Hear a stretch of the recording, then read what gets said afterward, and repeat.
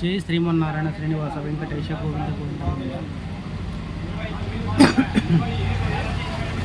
ఇప్పుడు విషయం ఏమంటే స్వామి, ఆలోచన చేయండి ప్రతి ఒక్కరు.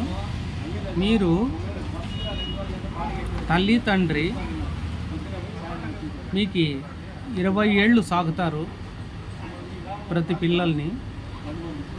వాళ్ళు ఏమి పెట్టాలో పెట్టి తినిపించి తాగిపించి పెంచి పెద్ద చేసి వాళ్ళకి ఇష్టం వచ్చిన బట్ట కొనిచ్చి వాళ్ళకి కావాల్సిన చదువు చూపించి వాళ్ళు సరైన మార్గంలో నడిపించి వాళ్ళకి తోడు నీడుగా ఎక్కడ పోయినా కూడా కడుపు నొచ్చకుండా కాలు నొచ్చకుండా కాలుకు ఒక రాయి కుచ్చుకోకుండా తన మనసుకి బాధ లేకోకుండా 20 ఏళ్ళు సాకుతారు పిల్లల్ని. అర్థం చేసుకోండి. ఇప్పుడు మీరు పిల్లలు ఎట్లా పరిస్థితిలో ఉన్నారంటే ఒక్కొక్కరు ఇప్పుడు ఆలోచన చేయండి.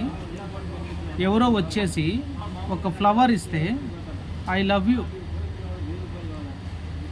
నీకోసం నేను ప్రాణం ఇస్తా, నీకోసం నేను ఇదైపోతా అదైపోతా, ఎక్కడికన్నా వస్తా, ఎవరినన్నా వదిలేస్తా, నా తల్లిదండ్రులను వదిలేస్తా, నీకోసం నేను ఏమన్నా చేస్తా అని చెప్తారు. వాళ్ళ మాటలు నమ్మేసి 2-3 రోజులు సినిమాలకి, షికార్లకి, షాపింగ్కి, అక్కడికి ఇక్కడికి, ఆ దేవస్థానంకి ఈ దేవస్థానంకి, ఆ పార్క్కి ఈ పార్క్కి తిరుగుతారు.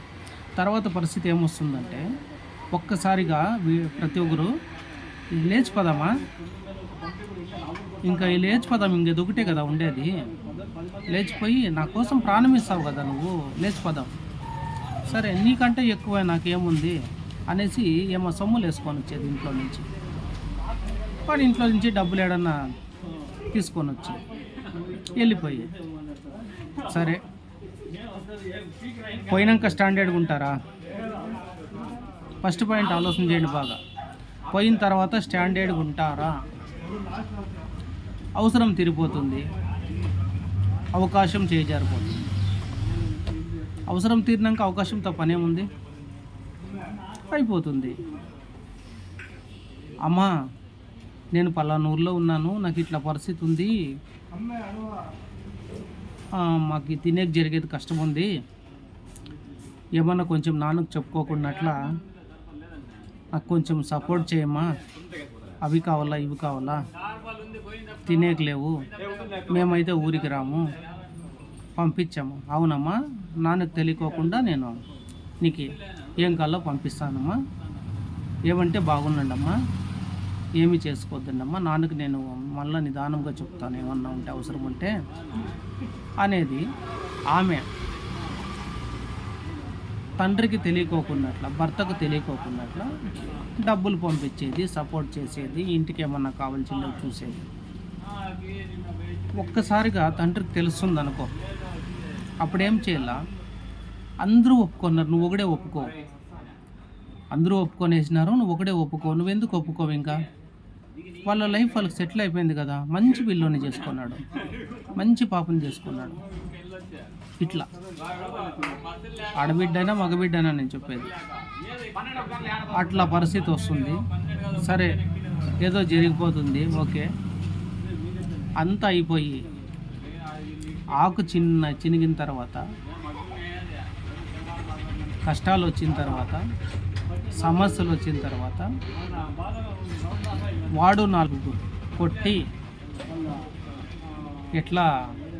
ఇట్లా దాన్ని తీసుకొచ్చిన్నాను నేను, మాటలు నమ్మాను వాడని, ఇట్లా వానేనుకంటే నేను వచ్చిన్నానని ఆయమ్మని, మళ్ళా తల్లిదండ్రుల దగ్గరికి మళ్ళా రావాలా, అంతా అయిపోయి ఉంటుంది, అన్ని దెబ్బలు పడింటాయి, చొప్పేటు పరిగేటు అన్నీ పడిపోయి తల్లిదండ్రుల దగ్గరికి వచ్చి. ఎందుకంటే స్టాండర్డ్ అనేది తల్లిదండ్రులు, ఆ తల్లిదండ్రులే గ్యారెంటీ అనేది ఈ పొద్దు పరిస్థితుల్లో. ఆలోచన చేయండి. అదే కదా అనేది పెద్దోళ్ళు ఏం చెప్పినారంటే, చేతులు కాలేక ఆకలి పట్టుకునేదట. కాలేక చేతులు ఎట్లో కాలినాయి, ఆకలి పట్టుకుంటే ఏమొస్తుంది? అయిపోయిన తర్వాత ఏముంది? తిని తట్ట పాడేస్తాడు, వాడు తిని తట్ట పడేస్తాడు.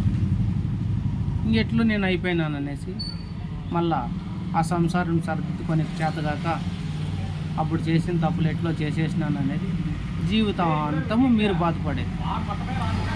మీ పరిస్థితి ఇట్లా చేసుకుంటే తర్వాత మీకు పుట్టే బిడ్డల పరిస్థితి ఏమిటి? ఒకసారి ఆలోచన చేయండి బాగా.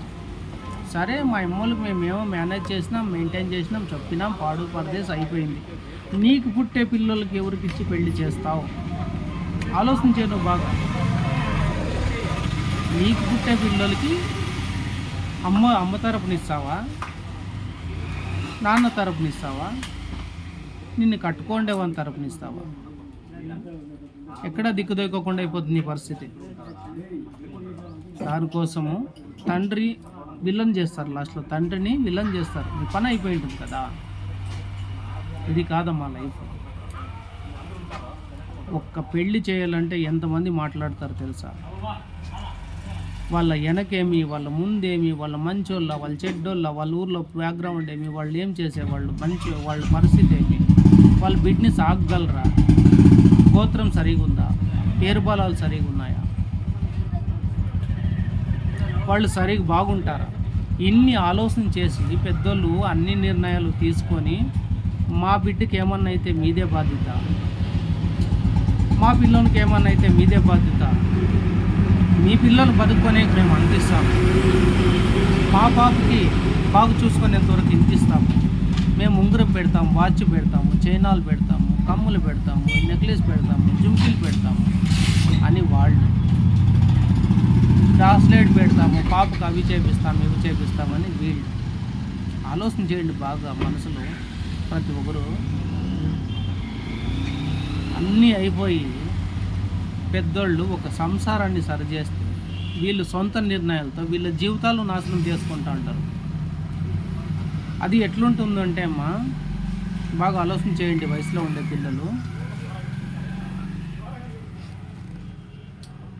ప్రతి ఒక్కటి తీగానే ఉంటాయి. ఫస్ట్లో కష్టం వచ్చినప్పుడు తట్టుకోలేరు మీరు. ఆ టైంలో నిన్ను పిలుచుకొని వచ్చిండేవాడు ఇంకో ఎవరన్నా మంచిది దొరికితే నిన్ను వదిలేయడా? ఆలోచన చేయండి బాగా. ఎందుకంటే 20 ఏండ్లు తల్లిదండ్రుల్ని మరచేసి నువ్వు వచ్చేసినావు వాడిని నమ్మి. వాడు ఒక 2 నెలలు 3 నెలలు అయింటుంది. సరే, 100 రోజులు పూర్తి కాకుండా అంతా నువ్వు నమ్ముతావు. అన్నేళ్ళ నుంచి తల్లిదండ్రుల సాకినాలతో వాళ్ళని మర్చిపోతారు. దానికి ఫలితం అనుభవిస్తారమ్మా. ఆడబిడ్డల్లో ఆలోచన చేయండి. జీవితాలు నాశనం చేసుకోవద్దండి.